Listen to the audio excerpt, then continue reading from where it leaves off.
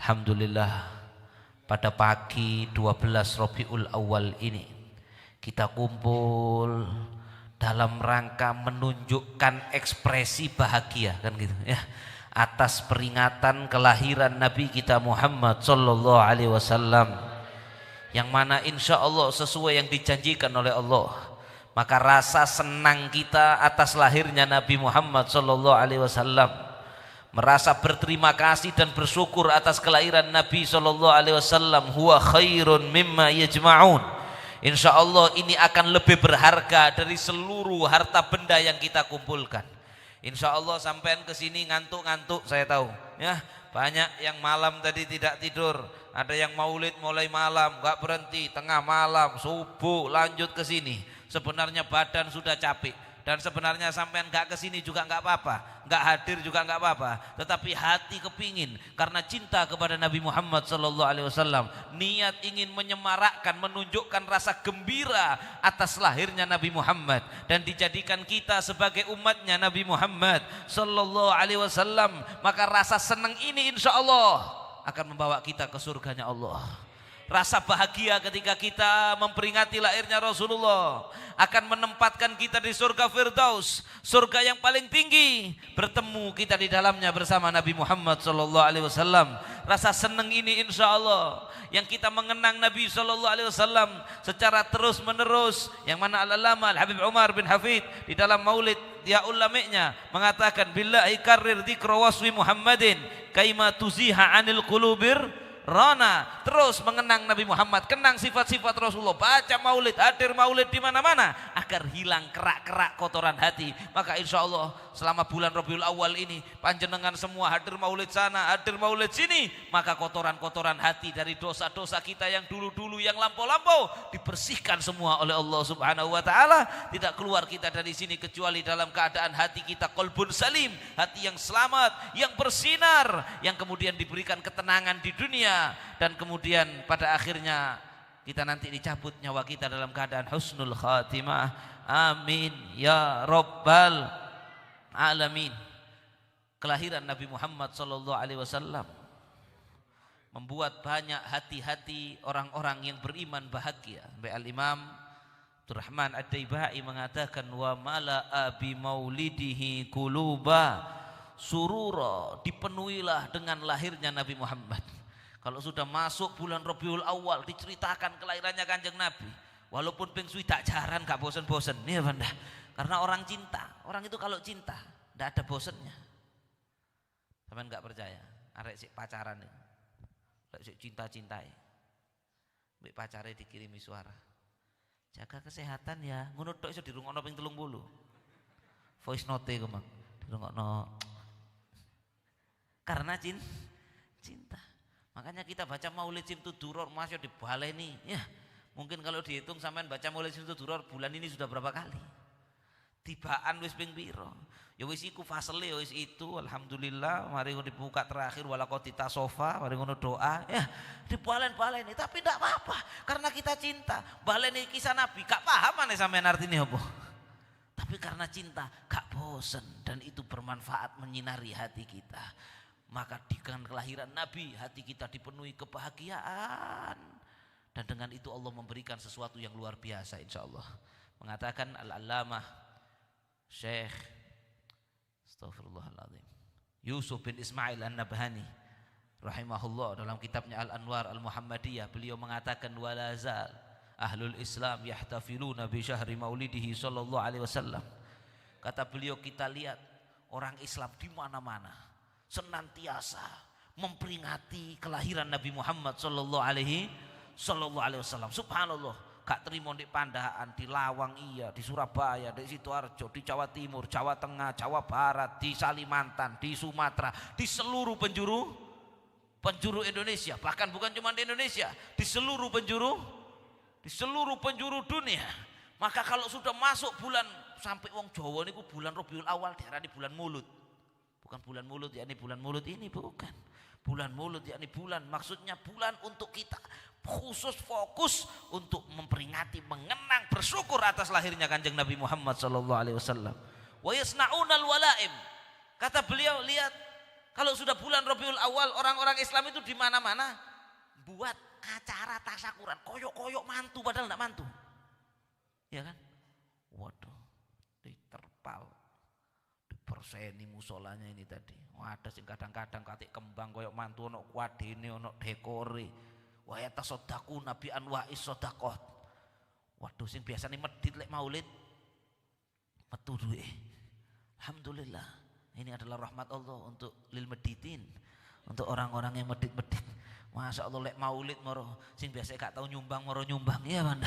Masya Allah kayak maulid ngasih makan orang, gawa berkatan gini keluar duit untuk apa? Untuk menyambut menunjukkan rasa bahagia, wa yudhiruna surur, menunjukkan rasa gembira atas lahirnya Nabi sallallahu alaihi wasallam. Wa ya'tanuna bi qiraati maulidi sallallahu alaihi wasallam. Kata beliau, kita lihat orang Islam di seluruh penjuru dunia kalau sudah bulan Rabiul Awal maka senang maca maulid, sing maca tiba, yang baca simtud duror, ada yang baca syaraful anam, ada yang baca barzan, ada yang baca barzanji. Kalau saya pernah dulu ke India, di India namanya Mangkus Maulid karya Syekh Zainuddin Makhdum Al-Malbari yang ngarang Fadlul Mu'in itu. Beliau punya Mangkus Maulid, di sana dibaca sebulan penuh jam 3 malam.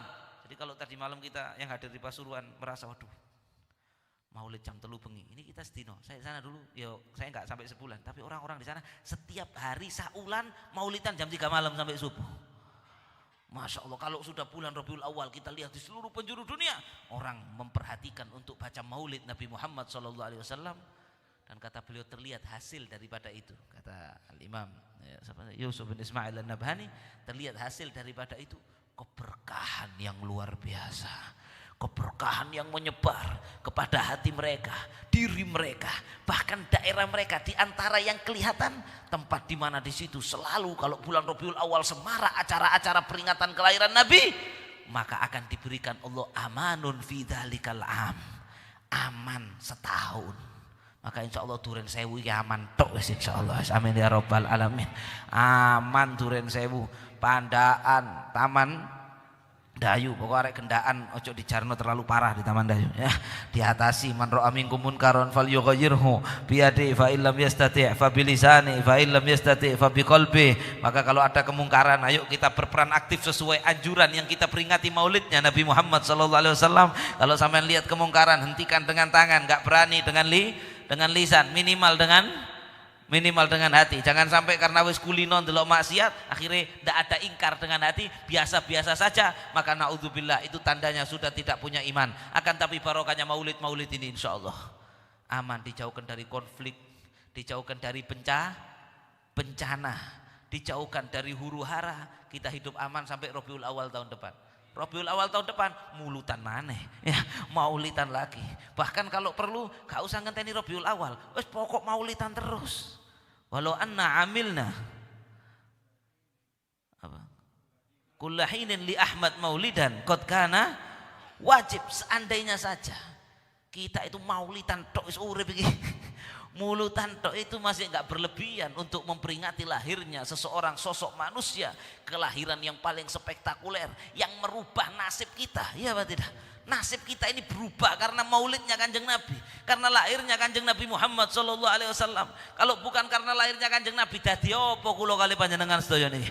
Gak jelas ya. Kita ini gak jelas, gak kenal Allah. Orang duren sewu iki sik nyembah duren balik. Masya Allah, gak kenal Gusti Allah, gak kenal Gusti Allah. Kita kenal Allah karena kelahiran Nabi Muhammad, kelahiran yang spektakuler, kelahiran yang luar biasa, yang mana diceritakan Sayyidah Aminah, saya ibunya Nabi Shallallahu Alaihi Wasallam, itu ketika mengandung Kanjeng Nabi Shallallahu Alaihi Wasallam, semakin tua kandungannya semakin ringan, tambah enteng. Itu Sayyidah Aminah. Kalau Ibu Aminah wong duren sewu enggak. Mengandung tambah lama tambah berat, biasa, normal ya, tambah berat. Orang itu kalau hamil biasanya payah. Kalau sudah kandungannya besar turu meluma gak enak, miring kanan gak enak, miring kiwa gak enak, mengkurep gak iso, muter ini iso. Ya Allah, Sayyidah Aminah gak merasakan capek walasi. Tambah enteng. Wajah beliau, ibunya Nabi, itu semakin kandungan semakin besar, mengeluarkan cahaya. Setiap malam mimpi dari perutnya keluar cahaya terang Dan selalu ada suara, ya Aminah innaki hamalti bi khairil alamin. Wahai Aminah, yang ada di perutmu, yang kamu kandung itu adalah sebaik-baiknya makhluk Allah yang ada di seluruh alam. Ingat, sebaik-baiknya makhluk Allah di seluruh alam semesta. Enggak bohong Siti Aminah. Enggak kayak ibu-ibu yang suka goro bab mimpi, hati-hati. Jangan pernah ada bohong bab mimpi. Minal kabair fil hadits. Bohong bab mimpi itu termasuk dosa besar. Dulu ada orang bohong, mbu cerita ini bener mbu hoax. Bohong, dia bilang kepingin tuku kalung, sama suaminya pengen dibelikan kalung, dia bilang sama suaminya, "Mas, aku mau bengi mimpi sama tuku kalung emas." Wabut. Apa takwilane ngono iku, Mas? Lho karepe njaluk kalung. Besoknya sama suaminya dikasih kado, kotak bungkus kertas kado. Ini loh jawaban atas mimpimu kemarin. Matur nuwun Mas, dibuka buku takwil mimpi. Dihadiahi buku tafsir mimpi. La haula wala quwata illa billah. Goro, makanya ojo goro. Lek njaluk tuku kalung ya wis minta aja beli kalung. Jangan bohong atik goro mimpi. Anu saya tadi malam mimpi sama jenengan sholat di Masjid Nabawi sampean ngimami. Loh, goro lapo? Anu biar saya sampean senengi, gak usah ngono. Sudah, Siti Aminah mimpi setiap hari lihat cahaya itu tadi, macam-macam mimpinya kalau saya terangkan banyak. Sampailah pada saat Kanjeng Nabi SAW lahir. Ketika Nabi lahir, itu Siti Aminah itu enggak pakai, kalau bahasa Inggrisnya itu enggak katik ngelarani weteng. Panggil bidan, bidannya itu bingung dalam satu riwayat. Loh, ini belum mules kok manggil saya, kata Sayyidah Syafa bidannya itu. Maka kemudian tiba-tiba belum proses. Jadi dalam riwayat itu Nabi itu belum ada proses, mohon maaf ya, belum ada proses, saya Bu ngeden Bu, terus nggak pakai seperti itu. Makanya Nabi beda, lahirnya sudah beda. Asyrafuhum mauluda, nggak ada kelahiran yang lebih mulia dari lahirnya Nabi Muhammad SAW. Maka ketika belum mulai proses mau melahirkan, belum ada kontraksi, lek wong Jawa durung ana bukaan 1 2 3 4, tiba-tiba Kanjeng Nabi sudah lahir. Siti Sayyidah Syafa itu nggak bisa lihat apa-apa dari terangnya, keluar cahaya yang sangat terang. Sayyidah Syafa nggak bisa lihat apa-apa, begitu cahayanya menurun tapi masih terang, Nabi sudah lahir. Ada banyak riwayat, ada yang bilang Nabi mengatakan tarfahu ila sama, ada yang mengatakan Nabi lahirnya sajidan, syakiran, hamidan, ka'annahul badru fi tamamih. Kanjeng Nabi SAW itu lahir dalam keadaan sujud, keluar cahayanya seperti bulan purnama, bersih, gak ada kotoran, lendir, darah, maktu asurah, ari-arinya sudah terputus, keluar suara rahimakallah tadi, au rahimaka rabbuk, keluar suara dari langit. Bingung Sayyidah Syafa, sampai dalam riwayatnya itu pelayon kan Sayyidah Syafa itu lari ke sana, lari ke sini, saking bingungnya. Jenenge bidan biasa nampani bayi, nggak pernah lihat yang seperti ini. Dan ketika Sayyidah Syafa keluar dari rumah tempat dilahirkannya Nabi SAW, ternyata di luar terjadi keajaiban yang lebih luar biasa lagi. Imtala wa imtala'atis samawatu anwaro. Keluar Sayyidah Syafa terang, malam hari terang, dan bukan terang seperti siang. Itu fenomena alam yang nggak pernah terjadi sebelumnya dan tidak terjadi setelahnya. Hanya terjadi ketika malam 12 Rabiul Awal lahirnya Rasulullah sallallahu alaihi wa alihi wa sahbihi wasallam. Langit menjadi terang hatta nadurtu ila ba'di kusurir Rum. Kata Sayyidah Syafa, sampai saya malam Nabi Muhammad lahir itu bisa, cahaya itu membuat saya bisa melihat istana-istana ada di Romawi.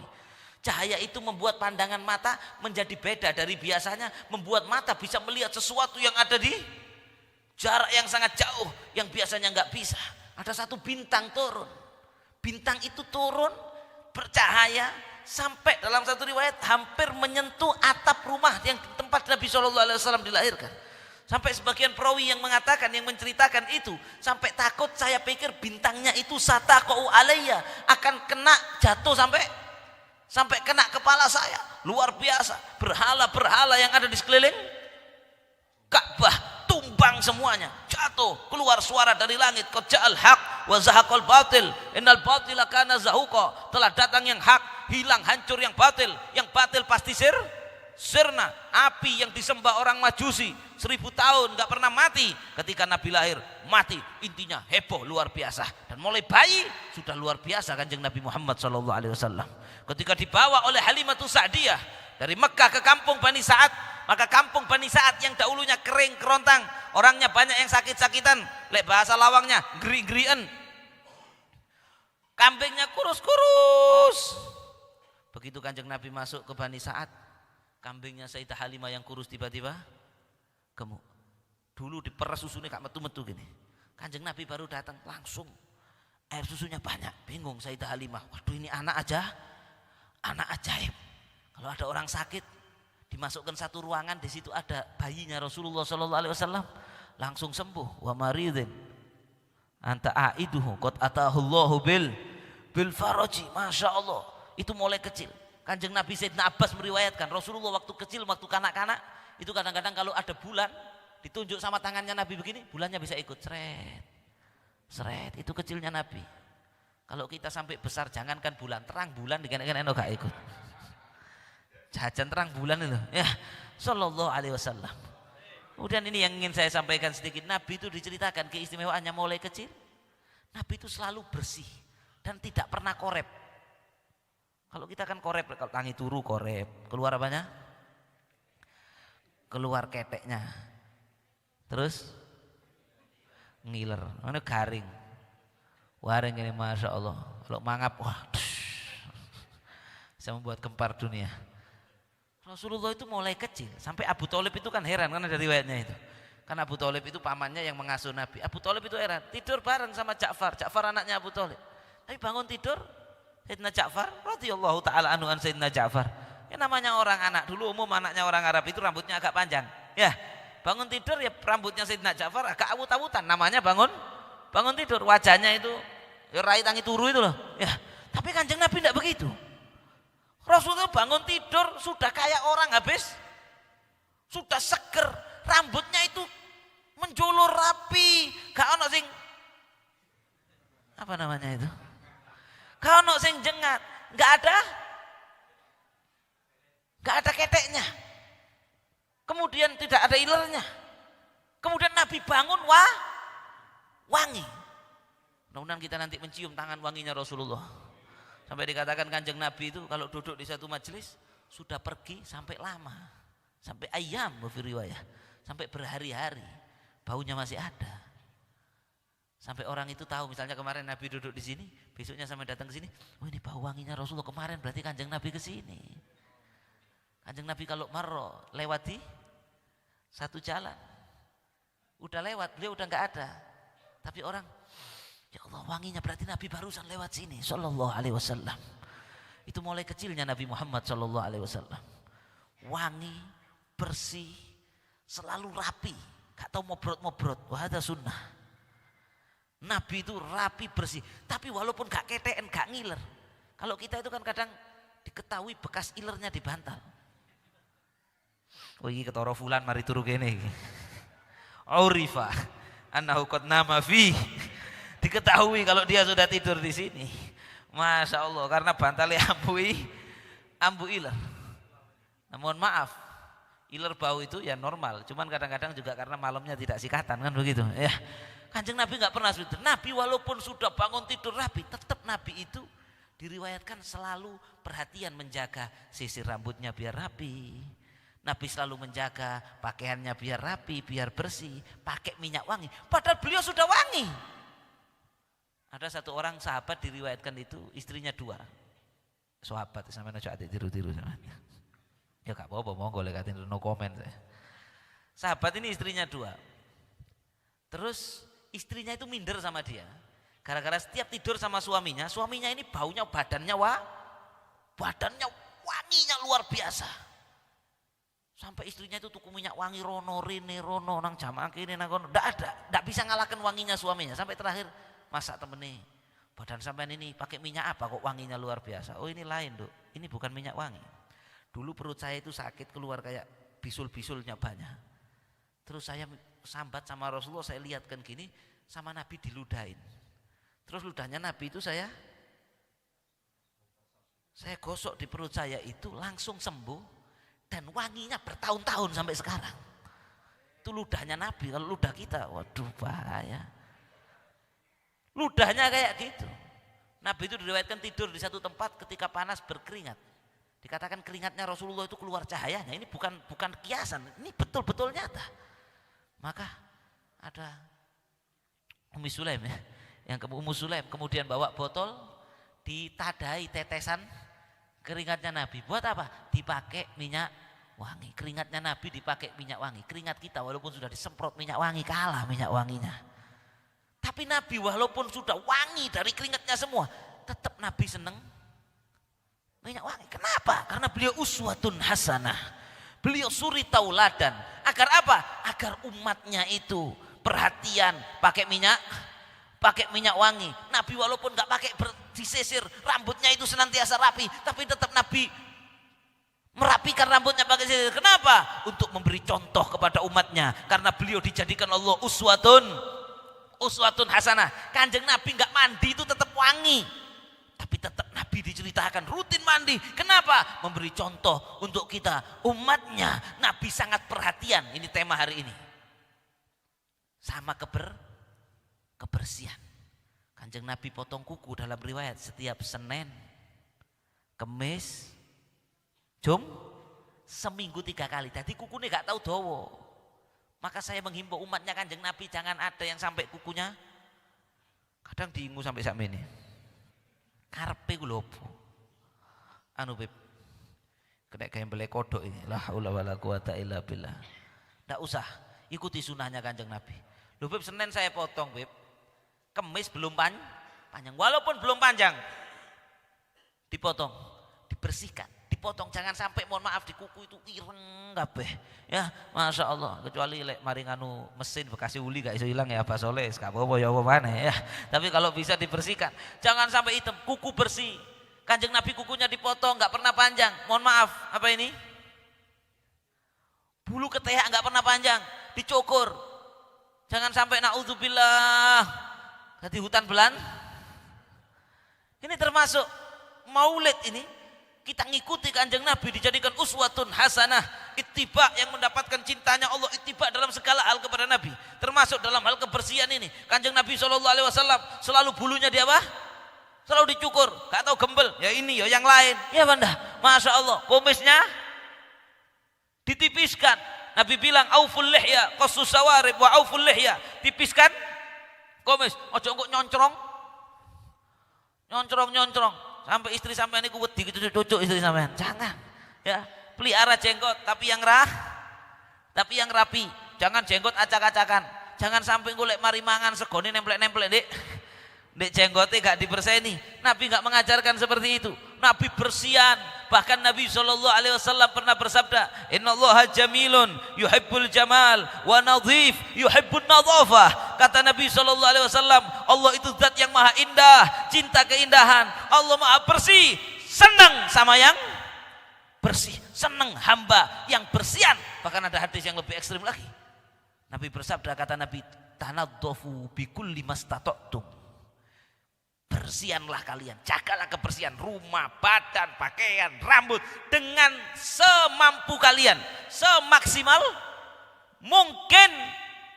Fa innallaha banal Islam 'ala nadhafah. Allah itu membangun nilai-nilai agama Islam ini dengan asas kebersihan. Walayyadkhulal jannah illa kullu nadhif. Ayo apa? Pakai lan. Walayyadkhulal jannah. Tidak akan ada yang masuk surga gak iso mlebu swarga illa kullu nadhif, kecuali orang yang bersihan sing kempro-kempro. Hati-hati. Nah, ini peringatan untuk kita juga ya. Sing kempro-kempro angel masuk, sulit masuk surga. Ini sabdanya yang kita peringati maulidnya. Maka dari itu ini nasihat untuk saya sendiri. Ayo berusaha untuk menjaga kebersihan. Kebersihan apa? Semuanya. Rumah juga.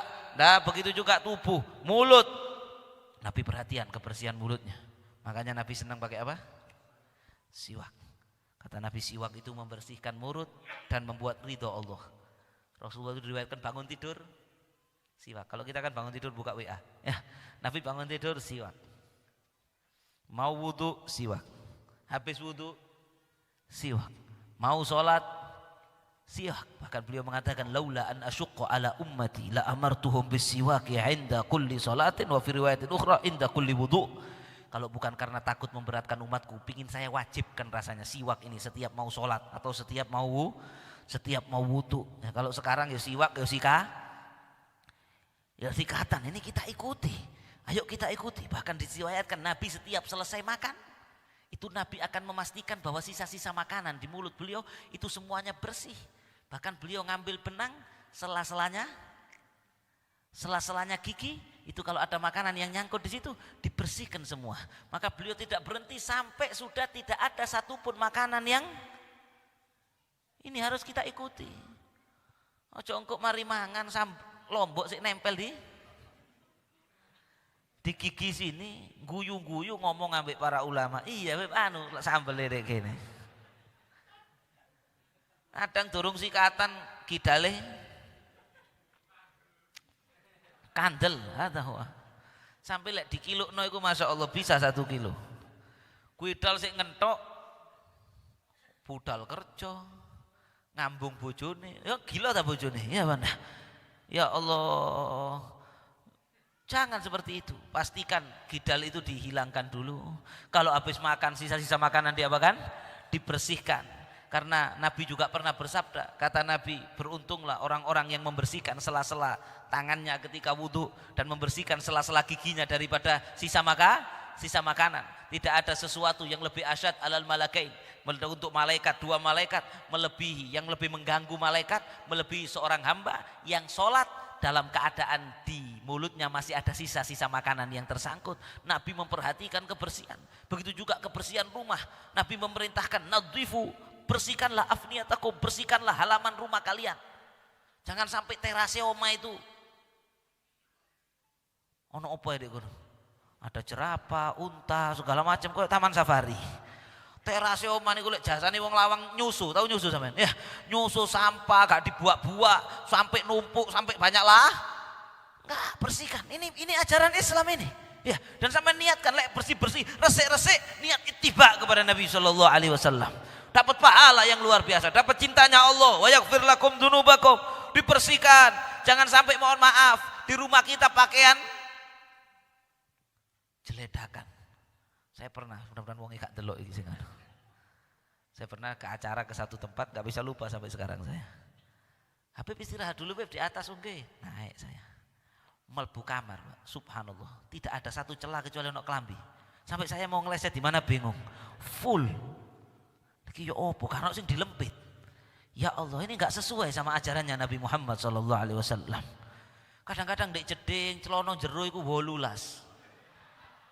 Nyantol gak diringkes. Ini jarang ceramah begini ya, saya juga enggak pernah. Ini peringatan untuk diri saya sendiri. Celono jero nyantol 18. Masya Allah. Sampai ya Allah, sampai metu lumute. Celono metu lumute. Apa gak nemen?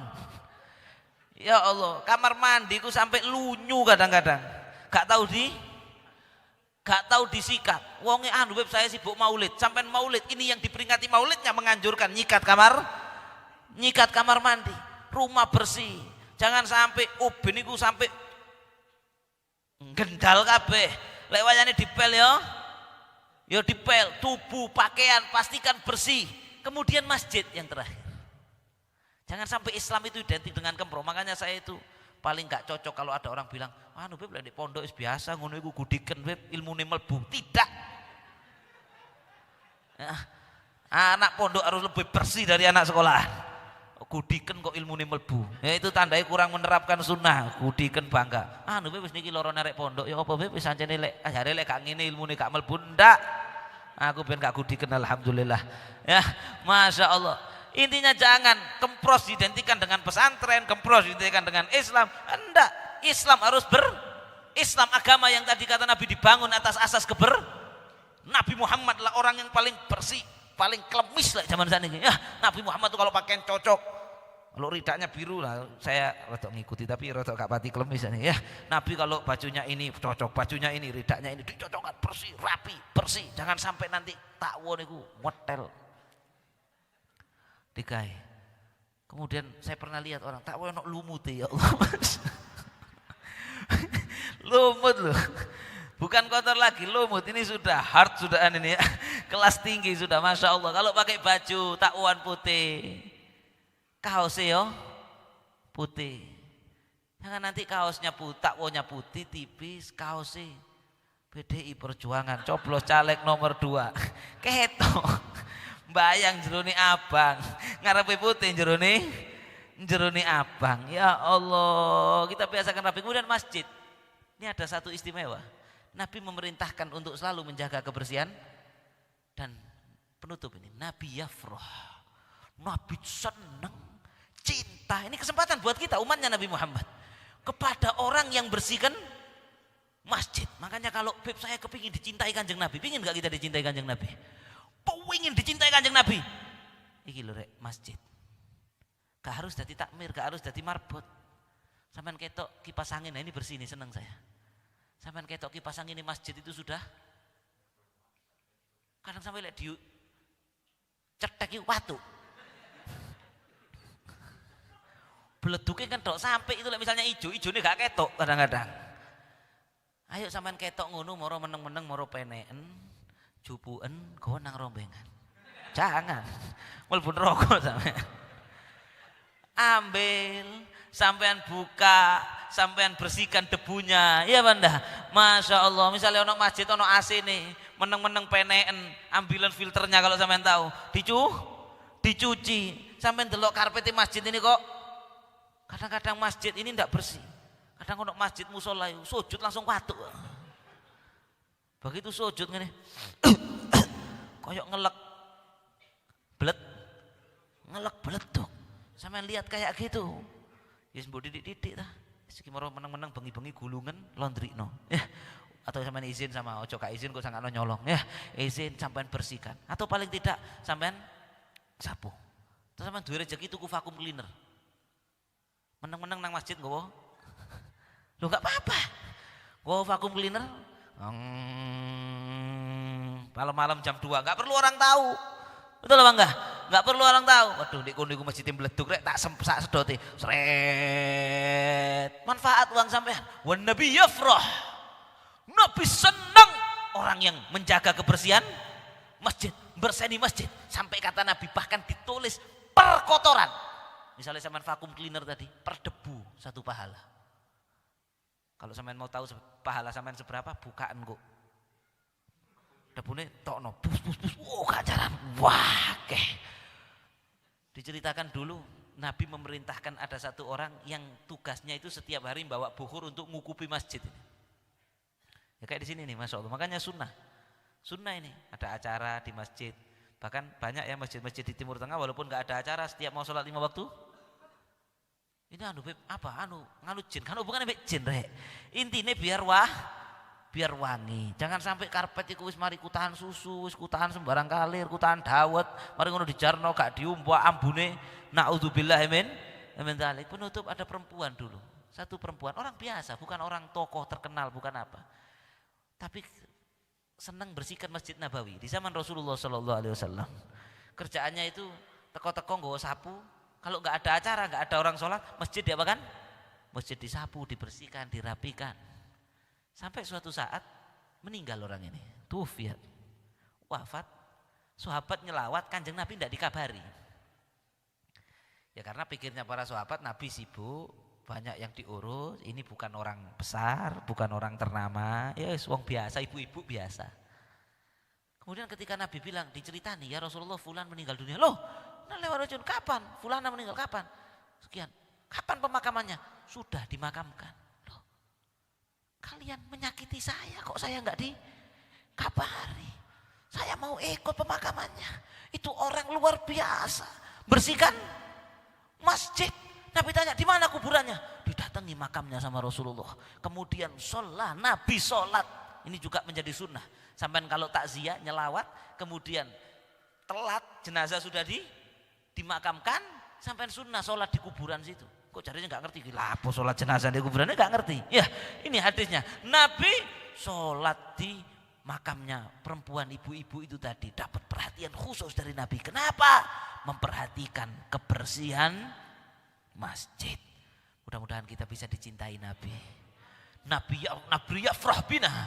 Nabi bukan hanya kita senang dengan roh dan lahirnya Rasulullah, tapi Nabi senang kepada kita dengan kita jaga kebersihan rumah kita, kebersihan tubuh kita, kebersihan mulut kita, dan juga kebersihan masjid. Ayo kalau lihat masjid sudah banyak sawang-sawangnya, gowo sapu sing dawa itu kalau di masjid ada, dari rumah kita bersihkan, sehingga dengan seperti itu Nabi cinta kepada kita dan kita mengikuti Nabi dalam hal kebersihan, dan gara-gara mengikuti itu insya Allah hidup kita bahagia di dunia, bahagia di akhirat. Amin ya robbal alamin. Sudah, ini yang bisa saya sampaikan.